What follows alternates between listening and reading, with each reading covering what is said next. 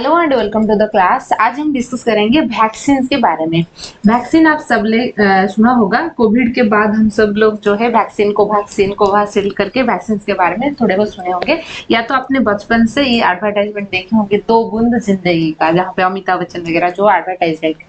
ठीक है, तो अब हम देखेंगे ये वैक्सीन क्या होता है, उनको हम क्यों लेते हैं, उनकी सिंपल बेसिक मैकेनिज्म्स क्या है और उनके टाइप्स के बारे में आज की क्लास में हम डिस्कस करेंगे। ठीक है, तो सबसे पहले हम देखेंगे कि वैक्सीन क्या होता है, तो या वैक्सीन लेने की रीजन क्या है, वजह क्या है, हम वैक्सीन क्यों लेते हैं। ठीक है, उसके बारे में हम डिस्कस करेंगे।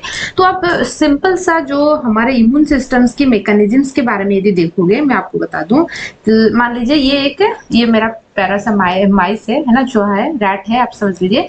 तो यदि कोई भी पैथोजन बॉडी के अंदर उनका एंट्री होगा, ठीक है ना, पैथोजन एंट्री होने के बाद वो क्या करेगा, इम्यून रेस्पॉन्स जनरेट करेगा। जैसे कि आपको पता होगा 2 तरीके के इम्यून सिस्टम होता है, एक तो इनर्ट इम्यूनिटी है और दूसरा होता है आपका एक्वायर्ड इम्यूनिटी। ठीक है, तो ये पैथोजन मान लीजिए इनर्ट इम्यूनिटी को क्रॉस करके, मतलब इनर्ट इम्यूनिटी के जितने भी बैरियर था उसको क्रॉस करके सेल के अंदर एंट्री हो गया, उसके बाद जनरेट होगा एक्वायर्ड इम्यूनिटी।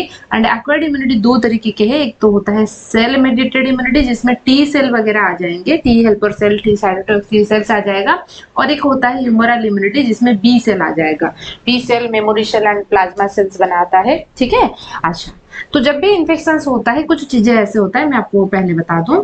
ठीक है, तो जैसे था ये पैरासा माइस था, ठीक है ना, माइस था, उसको इन्फेक्शन हुआ। ठीक है, ये पैरासा माइस था, उसको ऐसे इन्फेक्शन हो गया। ठीक है, जब उनको इन्फेक्शन हुआ, कोई भी पैथोजन जब इन्फेक्शन किया तो क्या होगा ना, यहाँ पे जो humoral immunity and cell mediated immunity actions दिखाता है। तो जैसे हम बात करेंगे बी सेल जो है ये डिफरेंशिएट होता है। ठीक है ना, डिफरेंशिएट हो जाएगा, एक तो प्लाज्मा सेल्स को एंड दूसरा होता है मेमोरी सेल्स को। ठीक है, अच्छा, प्लाज्मा सेल्स क्या करता है, एंटीबॉडी बनाता है, वही एंटीबॉडी आके इस पैथोजन को किल करेगा। ठीक है, अच्छा, मेमोरी सेल्स क्या करता है, मेमोराइज करके चीजों को रखता है। मान लीजिए क्या है ना, कोई भी पैथोजन जब उस पर्टिकुलर पैथोजन दोबारा बॉडी में एंट्री होगा तो बॉडी को रिकॉग्नाइज करने के लिए कोई मतलब कि टाइम नहीं लगना चाहिए, इसलिए मेमोरी सेल मेमोराइज करके चीजों को रखता है। मैंने आपको बहुत सारे एग्जाम्पल, बहुत टाइम ये एग्जाम्पल दे रखी हैं। मान लीजिए आपके घर के अंदर कोई पहली बार कोई मेहमान आएगा, फर्स्ट टाइम वो आ रहा है, आपने उसको पहले कभी भी नहीं देखा है, यदि वो पूछ रहा है कि पापा घर पे है या नहीं है, आपकी पहला तो सवाल रहेगा कि आप कौन हो, क्यों ढूंढ रहे हो, ऐसा कुछ आप सवाल करोगे। तो यहाँ पे क्या होता है ना, आप रिकॉग्नाइज करने के लिए यानी कि पहचानने के लिए थोड़े बहुत टाइम लोगे। मान लीजिए 2-3 मिनट आप इस अननोन पर्सन के साथ आप का बात होगा, उसके बाद यदि आपको उसकी बात से पता लगा कि वो आपके पापा की दोस्त है, तो आप उसको पापा के पास भेजोगे, पापा बेडरूम पे है तो भेज देना। ठीक है, उसके बाद हम देखेंगे जो पहले, मान लीजिए वही जो बंदा है सेकंड टाइम आ गया, तो आप क्या करोगे, इस टाइम जो रिकॉग्नाइज वाला जो चीजें था, आप जो पूछ रहे थे, ये टाइम तो आप बिल्कुल नहीं लोगे, आप डायरेक्टली बोलोगे अंकल नमस्ते आ जाइए। ठीक है, वो चीज होगा। तो इसलिए सेकेंड टाइम के लिए और जो है ना रिकॉग्निशन के लिए कुछ टाइम नहीं लगता है, आपने मेमोराइज करके रखा है, डायरेक्टली अंकल नमस्ते घर आ जाइए। ठीक है, अच्छा, तो अब हम बात करेंगे क्या होता है ना कि कुछ पैथोजन ऐसे होते हैं वो रिकॉग्निशन टाइम पे हमारे बॉडी को इन्फेक्ट कर लेते हैं। उनकी हो सकता है कि उनकी अमाउंट बॉडी में बहुत ज्यादा एंट्री हो चुका है, या उनकी जो पैथोजेनिसिटी जो है बहुत हाई है, इमीडिएटली वो डिजीज पैदा कर सकता है। तो इसलिए हमारे इम्यून सिस्टम एक्टिवेशन होने से पहले वो पैथोजन जो है डिजीज करवा देता है। इसलिए वैक्सीन की फंडामेंटल्स आता है। इसलिए हम क्या करते हैं, आर्टिफिशियली हम ऐसा तो नहीं बैठे रहेंगे कि कब नेचुरली कोई पैथोजन बॉडी के अंदर एंट्री होगा, हमारे इम्यून सिस्टम उसकी अगेंस्ट में एंटीबॉडी बनाएगा, मेमोरी सेल बनाएगा, ऐसे तो हम नहीं बैठेंगे। हम क्या कर रहे हैं, हम आर्टिफिशियली बॉडी के अंदर कोई एंटीजन डाल रहे हैं, यानी कि कोई डिजीज कॉजिंग एजेंट डाल रही है। ठीक है ना, और उसको ऐसा नहीं है कि डायरेक्टली डाल देंगे, उसको जो प्रोसेसिंग करेंगे उसको अटेन्यूटेड फॉर्म में, मतलब कि इनएक्टिव फॉर्म में या किल्ड फॉर्म में डालेंगे, जिस वजह से हमारे इम्यून सिस्टम तो ट्रिगर हो जाएगा, लेकिन मेमोरी सेल्स भी बनेगा। जब नेचुरली रियली कब उस पर्टिकुलर पैथोजन में हमारे बॉडी उसकी कांटेक्ट में आएगा, तो बॉडी को पता है, प्रीवियसली उनके साथ उन्होंने फाइट किया है, ठीक है ना, पता है, तो इसलिए वो पर्टिकुलर ऑर्गेनिजम्स डिजीज करने से पहले हमारे जो बॉडी सिस्टम से इम्यून सिस्टम है उसको किल करने के लिए एंटीबॉडी वगैरह बनाएगा। समझ में आए ना।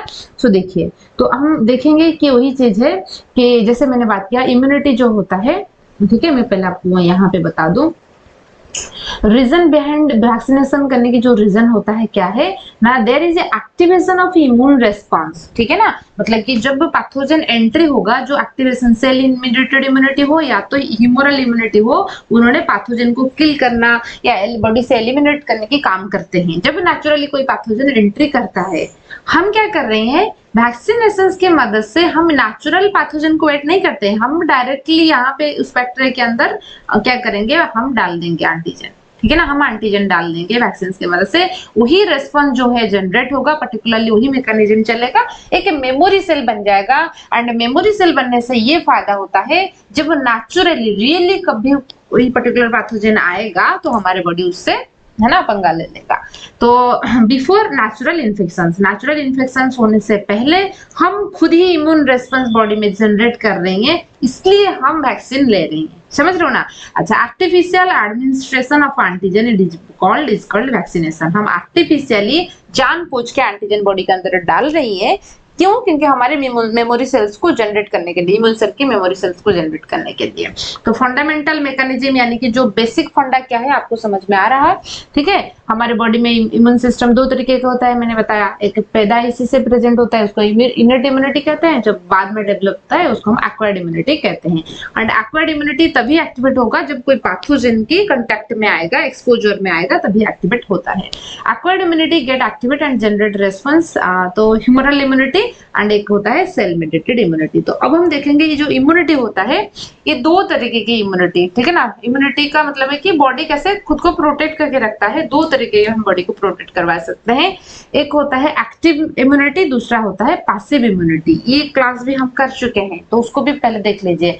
ठीक है, एक्टिव इम्यूनिटी क्या होता है, पैसिव इम्यूनिटी क्या होता है। एक्टिव इम्यूनिटी का मतलब है कि व्हेन आवर बॉडी सेल्स जो है एंटीबॉडी खुद ही प्रोडक्शन करेगा। ठीक है ना, ठीक है ना, body self produce the antibody, खुद ही एंटीबॉडी जब प्रोडक्शन करता है, हम उसको एक्टिव इम्यूनिटी कहते हैं। जब बने बनाए एंटीबॉडी बाहर से, आउटसाइड सोर्स से जब एंटीबॉडी बॉडी में एंट्री हो रहा है, तो हम उसको पैसिव इम्यूनिटी कहते हैं। ठीक है, बने बनाए एंटीबॉडी, कोई भी पैथोजन बॉडी में एंट्री हुआ है तो उसके अगेंस्ट हम क्या करेंगे, कोई एंटीबॉडी बॉडी में डाल देंगे, तो एंटीजन एंटीबॉडी की रिएक्शंस होगा, एंटीजन जो है एलिमिनेट हो जाएगा। उस प्रोसेस को हम पैसिव इम्यूनिटी कहते हैं। ठीक है, अच्छा, तो यहाँ पे हम बात करेंगे person's own immune system play central role, क्योंकि खुद का इम्यून सिस्टम जो है सेंट्रल रोल प्ले कर रहे हैं, खुद का इम्यून सिस्टम जो है एंटीबॉडी बना रही है। एक्टिव इम्यूनिटी जो होता है दो तरीके का होता है, एक नेचुरल एक्टिव इम्यूनिटी होता है, जैसे कि मान लीजिए कहीं पे डिजीज हुआ है ना, तो जैसे क्लास में मान लीजिए किसी का चिकन पॉक्स हुआ, तो दूसरे बच्चे को भी होने के चांसेस हैं। ठीक है, तो उन नेचुरली या एनवायरनमेंट से बॉडी के अंदर पैथोजन एंट्री हुआ, तो जिस वजह से डिजीज हो सकता है। ठीक है, तो natural active immunity natural infections की वजह से होता है। और आर्टिफिशियल एक्टिव इम्यूनिटी जो होता है वही वैक्सीनेशन होता है, हम जानबूझ के बॉडी के अंदर जो है एंटीजन डाल देंगे। ठीक है, अच्छा, अब हम देखेंगे आर्टिफिशियल एक्टिव इम्यूनिटी करना जरूरी है, क्योंकि इनकी राह में तो हम नहीं बैठ सकते हैं, कब आएगा तब मेमोरी सेल जनरेट होगा। ठीक है ना, आजकल के जमाने में ऐसे करने की क्या जरूरत है। ठीक है, और एक होता है पैसिव इम्यूनिटी। पैसिव इम्यूनिटी का मतलब कि बने बनाए एंटीबॉडी बॉडी में हम एंट्री करेंगे, बॉडी खुद एंटीबॉडी नहीं बनाता है, एंटीबॉडी नहीं बनाएगा तो मेमोरी सेल भी जनरेट नहीं होगा। ठीक है ना, तो कोई काम जब जल्दीबाजी में हो रहा है तो उस कंडीशंस में हम पैसिव इम्यूनिटी की सहारा लेते हैं। मान लीजिए किसी को सांप ने काटा है ना, स्नेक बाइट हुआ, स्नेक वेनम जो है हमारे जब यदि न्यूरोटॉक्सिक है, नर्वस सिस्टम को डायरेक्टली अटैक कर सकता है, तो उस कंडीशंस में तो हम ऐसा नहीं करेंगे ना, वैक्सीन देंगे, 7 दिन के बाद एंटीबॉडी जनरेट होगा, उसके बाद वो स्नेक की वेनम को न्यूट्रलाइज करेगा, ऐसे हम नहीं बैठ सकते हैं। तो उस कंडीशंस में हम क्या करते हैं, कोई हॉर्स की एंटीवेनम डाल देते हैं, जिस वजह से वो जाके स्नेक की वेनम के साथ न्यूट्रलाइज हो जाएगा, मतलब उसको करेगा।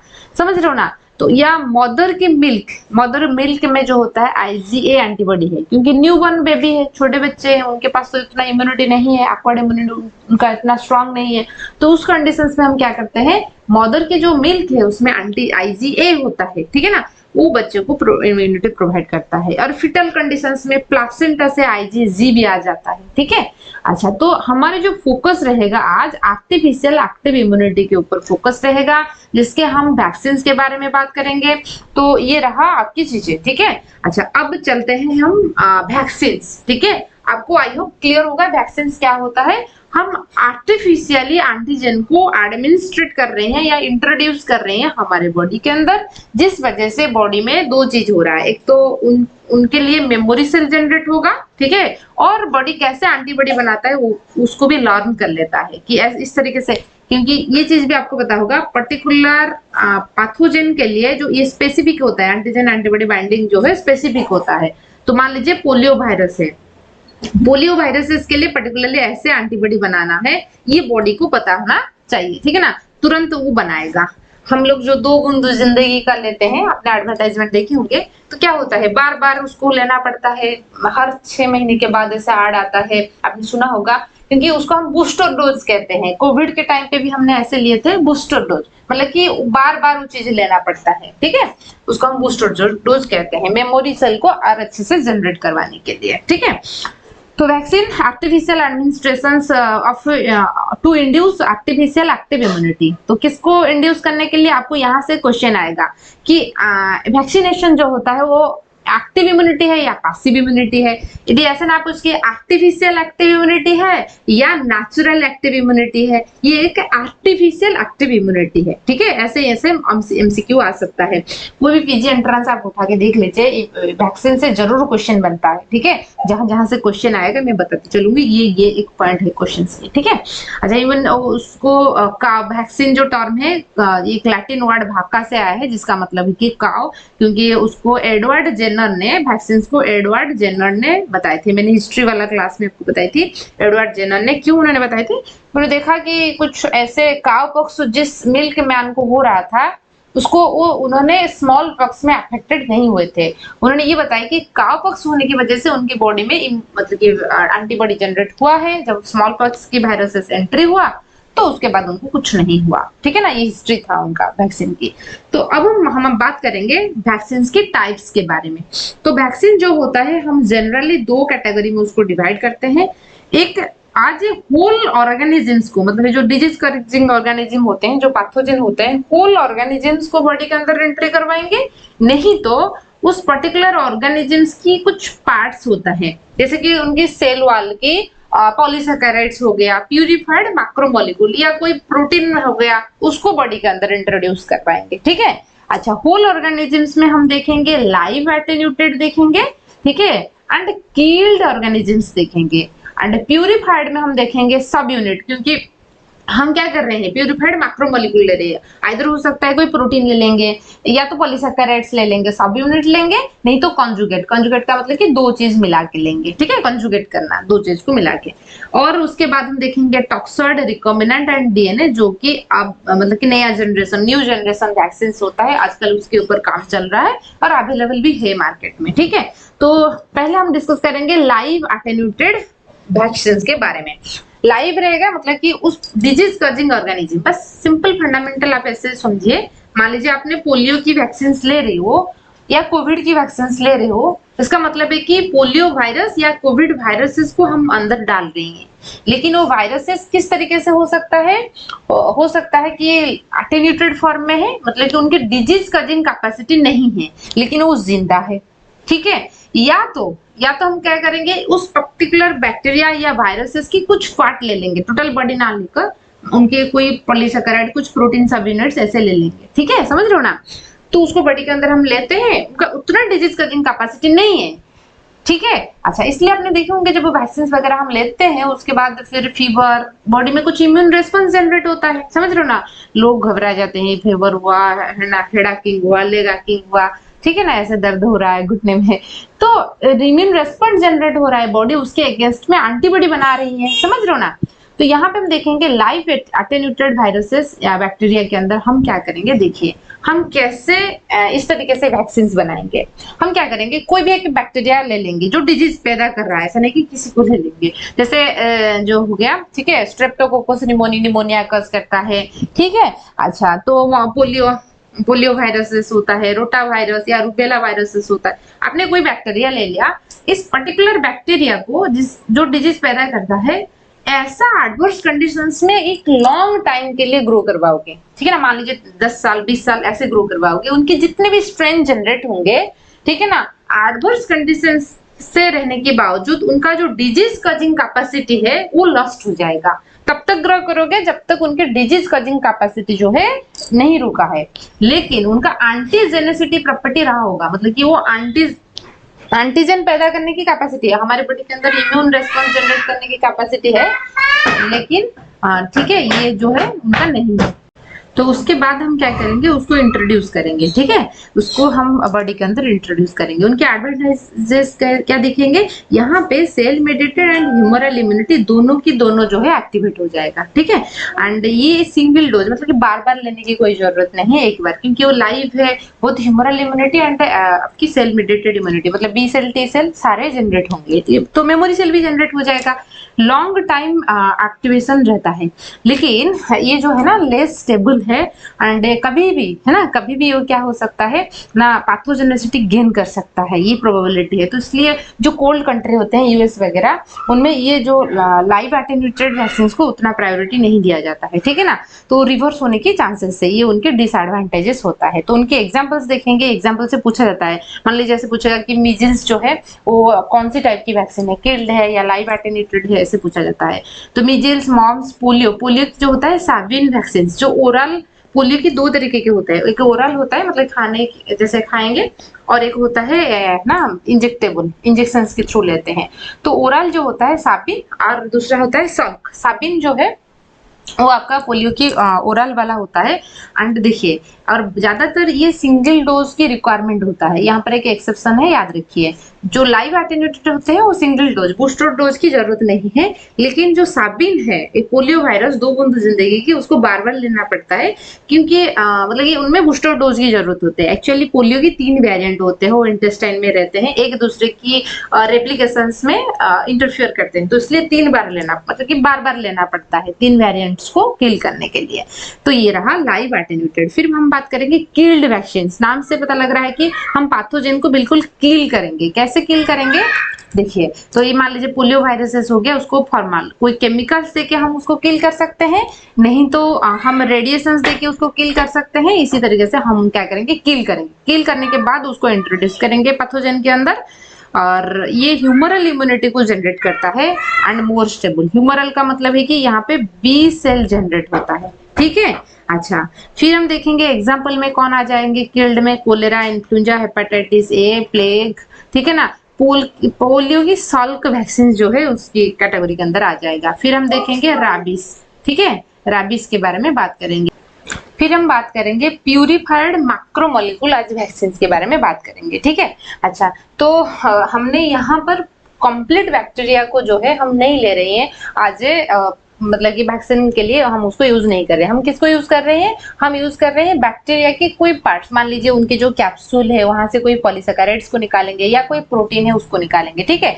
तो बैक्टीरियल कुछ बैक्टीरिया की कैप्सूल जो होते हैं उनमें कुछ पॉलीसैकेराइड्स है, ठीक है ना। वो जो पॉलीसैकेराइड्स है एक्चुअली वो क्या करते हैं, वो रेजिस्टेंस शो करते हैं फागोसाइटोसिस के लिए। जैसे कि आपको पता होगा कोई भी पैथोजन जब भी बॉडी के अंदर, मान लीजिए बैक्टीरिया है, जब एंट्री करता है हमारा रहता है मैक्रोफेजेस, ठीक है। मैक्रोफेजेस उसको फागोसाइटोसिस प्रोसेस में मतलब कि अंदर ले लेता है, उसके बाद चॉपिंग करता है, उसको रिप्रेजेंट करके दिखाता है, उसके बाद एंटीबॉडी वगैरह जनरेट होते हैं। यहाँ पे क्या होगा ना, यहाँ पे जो हम बात करेंगे उनकी, मान लीजिए इस पर्टिकुलर बैक्टीरिया है, उनकी जो कैप्सूल है, कैप्सूल में जो पॉलीसैकेराइड्स रहता है ये रेजिस्ट करता है कि मैक्रोफेजेस उसको फागोसाइटोसिस नहीं कर पाएगा। तो उस कंडीशंस में हम क्या करेंगे, हम कुछ एंटीबॉडी या तो कुछ प्रोटीन जैसे कि C3b प्रोटीन हो गया, उस पर्टिकुलर कैप्सूल्स के चारों तरफ अटैच करवाएंगे, जिस वजह से फागोसाइटोसिस हो जाएगा।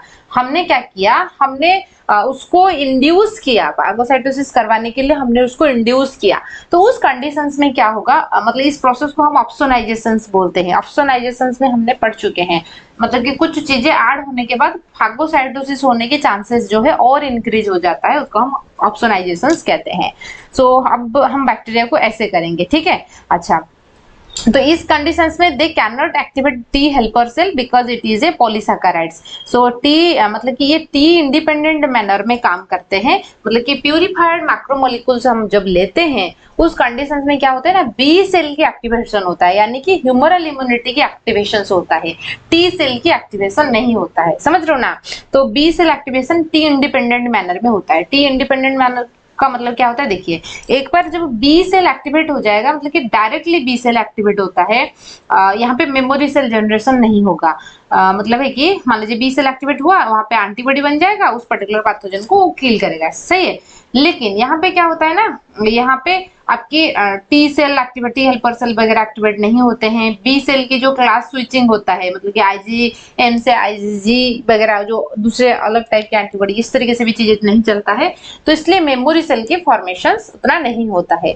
तो हम देखेंगे दो तरीके के हमने देखा मैक्रोमोलिक्यूल्स की, एक सब यूनिट वैक्सीन होता है, इनएक्टिवेटेड एक्सोटॉक्सिन्स को हम लेते हैं। मान लीजिए ये कोई माउस है, ठीक है ना, अच्छा यहाँ पे हम देखेंगे इनएक्टिवेटेड एक्सोटॉक्सिन्स को हम एज ए वैक्सीन यूज करते हैं, ठीक है ना। मान लीजिए कोई पैथोजन से कोई टॉक्सिन्स रिलीज हो रहा है, उसको हम इनएक्टिवेटेड फॉर्म में हम यूज करते हैं, जिस एज ए वैक्सीन यूज करते हैं। सब यूनिट वैक्सीन हम कौन सी डिजीज के लिए यूज करते हैं ना, हेपेटाइटिस बी के लिए, पर्टुसिस के लिए, स्ट्रेप्टोकोकल निमोनिया, ठीक है ना, निमोनिया के लिए यूज करते हैं। फिर हम बात करेंगे कॉन्जुगेट वैक्सीन के बारे में।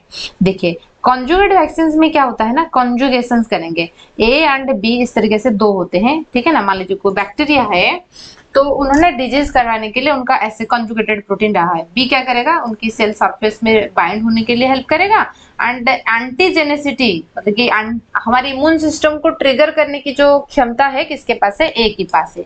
बी के पास कैपेसिटी है कि रिसेप्टर के साथ वो बाइंड होगा, ठीक है ना, रिसेप्टर के साथ वो बाइंड होगा। ए के पास कैपेसिटी है कि इम्यून सिस्टम को ट्रिगर करेगा, है ना, रिस्पॉन्स क्रिएट करेगा। तो with antigen we add some carrier protein, उसके साथ साथ हम कुछ एंटीजन के साथ कुछ कैरियर प्रोटीन को ऐड करेंगे, जो कि मैंने जैसे बताया था ना, टी इंडिपेंडेंट मैनर में ये डायरेक्टली काम करेगा, मतलब कि डायरेक्टली बी सेल को जाके एक्टिवेट करेगा, जिस वजह से एंटीबॉडी बनेंगे, लेकिन टी सेल एक्टिवेशन नहीं होता है। तो इसलिए हम क्या करते हैं, जो मैक्रोमोलिक्यूल जो कंजुगेटेड हम बोल रहे हैं, मैक्रोमोलिक्यूल्स को हम लेते हैं, प्यूरिफाइड मैक्रोमोलिक्यूल्स को लेते हैं, उससे हम ज्यादा बेटर समझ लेते हैं, क्योंकि वहां पे मेमोरी सेल जनरेट नहीं हो रहा है ना, सिर्फ बी सेल जनरेशन हो रहा है इमीडिएटली कोई चीजें के लिए, वो सही है। लेकिन हमारे वैक्सीन लेने की जो मेन मकसद है, हम मेमोरी सेल जनरेट करवाना, ठीक है, ठीक है। अच्छा, तो इसलिए क्या होता है ना, लेकिन आप उसको पैसिव इम्यूनिटी नहीं बोल सकते हो। पैसिव इम्यूनिटी में तो हम डायरेक्टली एंटीबॉडी देते हैं, यहाँ पे एंटीबॉडी बॉडी खुद ही बनाता है, लेकिन मेमोरी सेल की जनरेट नहीं हो पाता है, इसलिए उसको ना लेके हम टॉक्सॉइड जो है उसको लेते हैं, उसको ज्यादा बेहतरीन समझते हैं। टॉक्सॉइड भी वही एक्सोटॉक्सिन होता है। देखिए टॉक्सॉइड को हम मैन्युफैक्चर टॉक्सिन से करेंगे, ठीक है। मान लीजिए यहाँ पे कोई टॉक्सिन से उसको कोई पैथोजन जो है ना, तो इस माइस को उन्होंने इन्फेक्ट किया, तो वो टॉक्सिसिटी जनरेट करेगा, ठीक है। अच्छा, तो हम कुछ कोई एक ग्राम पॉजिटिव बैक्टीरिया की ले लेंगे, जैसे मैंने बताया उनका 2 सब यूनिट्स होता है, ए एंड बी, ठीक है ना, 2 सब यूनिट्स होता है, वही कंजुगेटेड वाला हम पढ़ रहे हैं। हम क्या करेंगे, उस सब यूनिट्स को, क्योंकि टॉक्सॉइड वैक्सीन बनाने के लिए हमको डायरेक्टली वही टॉक्सिन लेना पड़ेगा, समझ ना, जैसे आप कभी कभी आपने टीटी लिए होंगे, टिटेनस टॉक्सॉइड हम बोलते हैं, ठीक है ना। अच्छा, तो जैसे डीपीटी हम लेते हैं, वो भी एक टॉक्सॉइड वैक्सीन होता है, डिप्थेरिया, पर्टुसिस एंड टिटेनस होता है डीपीटी। तो यहाँ पे हम डायरेक्टली वो टॉक्सिन ले लेंगे, उस टॉक्सिन को केमिकल ट्रीटमेंट करेंगे, जिस वजह से क्या होगा, वो इनएक्टिव फॉर्म में रहेगा। उस इनएक्टिव फॉर्म को हम बॉडी के अंदर डालेंगे, ठीक है, बॉडी के अंदर डालेंगे, जिस वजह से हमारे बॉडी उसके अगेंस्ट में एंटीबॉडी बनाएगा। समझ रहे हो ना, जैसे मान लीजिए आपने कभी में आपके कहीं पे कट हो गया, ठीक है ना, टिटेनस जो होता है, क्लस्ट्रिडियम टिटानी, है ना, ऐसा बैक्टीरिया जो टिटेनस कॉज करता है, क्लस्ट्रिडियम टिटानी। एक्चुअली वो जब मान लीजिए सच में बॉडी में अंदर एंट्री हो गया, हम ऐसे सोचते हैं, ऐसा नहीं कि कहीं पे कट लग गया कोई आयरन सब्सटेंसेस में या जंक आयरन में, ठीक है ना, ये तो आपको क्लस्ट्रिडियम टिटानी एंट्री हो गया, नहीं, होने के चांसेस ज्यादा है। ये काव डंग या गोबर जिसको बोलते हैं वहीं पे रहता है ना, जंक जो आयरन होता है उसमें पाया जाता है, होने की चांसेस है। तो हम क्या करते हैं, हम टीटी ले लेते हैं, यानी कि हम वही क्लस्ट्रिडियम टिटानी की जो टॉक्सिन्स था उनकी इनएक्टिव फॉर्म हम बॉडी में डाल देंगे, ताकि हमारे बॉडी क्या करेगा, एंटीबॉडी बनाएगा, ठीक है, उसके अगेंस्ट में एंटीबॉडी बनाएगा। मान लीजिए आपने कट लगा था, मान लीजिए मतलब कि अनफॉर्चुनेटली क्लस्ट्रिडियम टिटानी बॉडी के अंदर एंट्री हुआ है, उसके अगेंस्ट में बॉडी नहीं बना रही है, आपने जो टीटी लिया है उसके अगेंस्ट में एंटीबॉडी बन रहा है, मान लीजिए वो रहेगा इमीडिएटली, मतलब एंट्री हुआ है तो वो उसको किल करेगा, समझ में ना। तो हम क्या करेंगे, उस टॉक्सिन्स को ले लेंगे। मान लीजिए डिप्थेरिया जो कज कर रहा है या पर्टुसिस कर रहा है या टिटानस जो है, वो टॉक्सिन हमने लिया, डायरेक्टली वो टॉक्सिन लेंगे, उसको केमिकल में ट्रीटमेंट करेंगे। केमिकल जो होता है फॉर्मल्डिहाइड हो सकता है, केमिकल ट्रीटमेंट करेंगे। तो उनके बीच में जो टॉक्सिन दोनों के बीच में जो टाइट एसोसिएशन था वो थोड़ा, मतलब कि जो टाइट एसोसिएशन यहाँ पे हो जाएगा, जिस वजह से वो सरफेस में बाइंड नहीं हो पाएंगे। ठीक है, उसको हम वैक्सीन के हिसाब से यूज करते हैं। क्लियर हुआ मैं जो बोलने की कोशिश कर रही हूँ? मतलब मैंने बताया, मान लीजिए आपका कहीं पे कट लगा, ठीक है, कट लगने की 2 चांसेस होता है। आप ये सोच के समझ रहे हो, मतलब कि क्लॉस्ट्रिडियम टिटानी जो है एंट्री हुआ है। जब एंट्री होगा तो है ना, इमीडिएटली आपने कट होने के बाद क्या करते हो, जाके टीटी ले लेते हो। ये तो आपने सब लोग किए होंगे, ठीक है, टीटी ले लेते हो। आप जो टीटी लेते हो यहाँ पे क्या था, वही टॉक्सिन, मतलब लेकिन वो हम इनएक्टिव फॉर्म में लेते हैं। इनएक्टिव फॉर्म में लेते हैं, इसके अगेंस्ट में हमारी बॉडी क्या करेगा, एंटीबॉडी बनाएगा। ठीक है, एंटीबॉडी बनाएगा। ठीक है, उसको बनाना आसान है। जब मान लीजिए क्लॉस्ट्रिडियम टिटानी है, ये एंटीबॉडी आके यहीं पे बाइंड हो जाएगा, उसको किल करेंगे, मतलब नॉलिफाई कर देंगे। ठीक है, न्यूट्रलाइज करेंगे। ये हो गया आपका क्या, प्यूरिफाइड मैक्रोमोलिक्यूल्स के बारे में। फिर हम देखेंगे रिकॉम्बिनेंट वेक्टर वैक्सीन के बारे में बात करेंगे। हमने बायोटेक्नोलॉजी में ये टर्म समझ चुके हैं कि रिकॉम्बिनेंट क्या होता है। मतलब कि एक डीएनए है, उसमें कोई दूसरा जेन, आपके टारगेट डीएनए को ऐड करना, वही तो है डीएनए की मॉलिक्यूलर लेवल में कोई छेड़खानी करना। ठीक है, उसको हम रिकॉम्बिनेंट डीएनए बोलते हैं। तो इस कंडीशंस में हम क्या करेंगे, देखिए हम कोई बैक्टीरिया ले लेंगे। इस बैक्टीरिया की मान लीजिए कैप्सूल के अंदर कोई ऐसा एंटीजन ये रिलीज हो रहा है। इस एंटीजन को बनाने के लिए इस पर्टिकुलर जीन रिस्पॉन्सिबल है। ठीक है, मतलब है कि कोई बैक्टीरिया की, हमको पता है जो इम्यून सिस्टम को ट्रिगर करता है, जाके हमारे बी सेल टी सेल वगैरह को एक्टिवेट करेगा, उसको तो हम एंटीजन कहते हैं ना। उनके ये एंटीजन बनाने के लिए इस पर्टिकुलर जीन रिस्पॉन्सिबल है। तो उस पर्टिकुलर जीन को हम आइसोलेट करेंगे। आइसोलेट करके उसको हम एटेन्यूटेड बैक्टीरिया के अंदर छोड़ेंगे। एटेन्यूटेड कौन है, एटेन्यूटेड जो है मतलब कि जिसको आपने एडवर्स कंडीशंस में 10 साल 20 साल ग्रो किया है, जिसका डिजीज कजिंग कैपेसिटी उतना नहीं है, उन बैक्टीरिया के अंदर आपको इंट्रोड्यूस करवानी है। तो ये तो है, पहले से ही तो है वो एटेन्यूटेड। फिर आपने क्या किया, इन बैक्टीरिया की जो डिजीज कजिंग जीन था उसको आपने यहीं पर डाला। तो ये एटेन्यूटेड था। ठीक है, इसलिए उनके जो एंटीजन भी बनेगा वो उतना हार्मफुल तो नहीं बनेगा, क्योंकि उनका डिजीज पैथोजेनिसिटी जो कैपेसिटी है, एंटीजेनिसिटी कैपेसिटी तो रहेगा, लेकिन जो पैथोजेनिसिटी कैपेसिटी है वो नहीं रहेगा। समझ रहे हो ना? तो इसलिए इसको हम रिकॉम्बिनेंट वेक्टर वैक्सीन कहते हैं या डीएनए वैक्सीन कहते हैं। हमने डिजीज कजिंग ऑर्गेनिजम्स की जो डिजीज कर रहा था, यानी कि एंटीजन प्रोड्यूसिंग जीन को निकाला, आइसोलेट किया, उसको लेके एटेन्यूटेड बैक्टीरिया के अंदर छोड़ा, जिस वजह से ऐसा बढ़िया प्रोटीन बनेगा। इस बैक्टीरिया को अभी अपने वैक्सीन के हिसाब से यूज करोगे। ठीक है, रिकॉम्बिनेंट वैक्सीन जो होता है स्ट्रॉन्ग सेल मेडिएटेड, क्योंकि लाइव एटेन्यूटेड जैसे कर रहा था वही ऐसे करेगा। ठीक है ना, इम्यून रिस्पांस जनरेट करेगा। बूस्टर डोज की इतना जरूरत नहीं है, लॉन्ग टाइम रिस्पांस तो करता है। उनमें मेमोरी सेल अच्छा खासा, मतलब फुल ऑफ मेमोरी हो जाता है। ठीक है, ये HIV के लिए आजकल मिल रहा है, मलेरिया, इन्फ्लुएंजा, हेपेटाइटिस, कैंसर। ठीक है ना, आजकल इनके लिए ये सारे अंडर, मतलब कि रिसर्च के अंडर भी है, इसके ऊपर सारे वैक्सीन मिल रहा है। ठीक है, ये है आपका पूरा का पूरा वैक्सीन के टाइप्स के बारे में। हमने ये चीज डिस्कस किया कि वैक्सीन है क्या, आपको ऐसे इंट्रोडक्शंस में लिखना है, क्योंकि ये बेसिक्स जो है आपको समझने के लिए है। ठीक है ना, ऐसा नहीं कि आपको मतलब कि ये चीज है, ये आपको समझना है कि वैक्सीन की काम कैसे करता है। मेमोरी, कंप्लीटली मेमोरी सेल्स के ऊपर डिपेंड कर रहा है। एंड वैक्सीन है क्या ना, आर्टिफिशियल एक्टिव इम्यूनिटी का हिस्सा होता है। इसलिए मैंने आपको ये बताया कि इम्यूनिटी एक्टिव होता है जब खुद बॉडी एंटीबॉडी प्रोडक्शन करेगा। हो सकता है कि कोई आपकी है ना यार प्यार दोस्त से आ गया, या तो एनवायरनमेंट से आ गया, खाना पीना से आपने कुछ एनवायरनमेंट से आ गया, तो उसको भी आर्टिफिशियल कहेंगे इम्यूनिटी, है ना, एक्टिव इम्यूनिटी कहेंगे, है ना, सॉरी नेचुरल एक्टिव इम्यूनिटी कहेंगे, जो नेचुरली बॉडी के अंदर एंट्री हो रहा है। लेकिन यहाँ पे हम जानबूझ के कर रहे हैं, तो इसलिए हम आर्टिफिशियल एक्टिव इम्यूनिटी कहते हैं। एंड वैक्सीन की हमने हिस्ट्री थोड़ा देख लिया, एडवर्ड जेनर ने उसका नाम दिए थे। एंड ये जो वैक्सीन हम जो लेते हैं उसको हम इम्यूनाइजेशन कहते हैं। ठीक है ना, इम्यूनाइजेशन कहते हैं। तो process of generation of immune response, body में जो अपने एंटीजन डालने के बाद एंटीबॉडी बन रहा है, B cell T cell activate हो रहा है, उस प्रोसेस को हम इम्यूनाइजेशन कहते हैं। ठीक है, अच्छा तो ब्रॉडली आपने वैक्सीन को ऐसे डिफाइन करोगे, it is a non toxic है ना, नॉन वायरुलेंट है, डिजीज कॉजिंग कैपेसिटी उनका उतना नहीं है, प्रिपेयर एंटीजेनिक मटेरियल होता है, मतलब कि इम्यून सिस्टम को ट्रिगर कर पाएगा, इवोक कर पाएगा, ठीक है ना, इम्यून सिस्टम को एक्टिवेट कर पाएगा या इंड्यूस कर पाएगा, आप इसे समझ लीजिए, लेकिन डिजीज कॉजिंग करने की कैपेसिटी नहीं होता है। और आपने कभी कभी ऐसे सुना होंगे वैक्सीन लेने, पोलियो वैक्सीन लेने के बाद पोलियो हो गया बच्चा को, ऐसा भी होता है, क्योंकि हमने देखा पोलियो वैक्सीन किसके अंदर आ रही है, आपकी लाइव एटेन्यूटेड जो ओरल पोलियो वैक्सीन होता है 2 बूंद जिंदगी का, मतलब वो लाइव होता है, लाइव एटेन्यूटेड है। हो सकता है कि कभी जब ट्रांसपोर्ट हो रहा होगा, क्योंकि उसको उनका जो ट्रांसपोर्टेशन भी बहुत बड़ा इशू करता है, उसको कोल्ड ट्रीटमेंट किसी का किया जाता है इस तरीके से। ठीक है, तो बात करेंगे तो लाइव एटेन्यूटेड है तो रिवर्स होने की भी चांसेस है, तो आपको एग्जांपल याद रखनी है, हाँ उनके अंदर कौन कौन आ रही है। लाइव एटेन्यूटेड में आपने एडवर्स कंडीशंस में बात डाल दिया, किल्ड में आपने उसको कुछ केमिकल या रेडिएशन देके किल करके उसके बाद डाला, तो ठीक है ना, और प्यूरिफाइड में हमने प्यूरिफाई करेंगे उसके बाद डालेंगे, है ना, ऑप्सोनाइजेशन कैपेसिटी करके उसको डालेंगे, तो उनमें कॉन्जुगेटेड एंड सब यूनिट्स आ गया, फिर वो मेमोरी सेल जनरेट नहीं कर पा रहा है तो इसलिए हमने टॉक्साइड वाला यूज कर रही है। ठीक है, अच्छा रिकॉम्बिनेंट वेक्टर वैक्सीन आपने देखा कि आपने जो डिजीज कॉजिंग चीजों को आपने लेके लाइव एटेन्यूटेड के अंदर डालना है। तो ये है पूरा का पूरा वैक्सीन एंड उनके टाइप्स के बारे में। आई होप आपको चीजें अच्छे से समझ में आ रहा होगा। ठीक है, फिर भी कोई डाउट है तो आप मुझे पूछ लेना, कमेंट में बता देना। So thank you.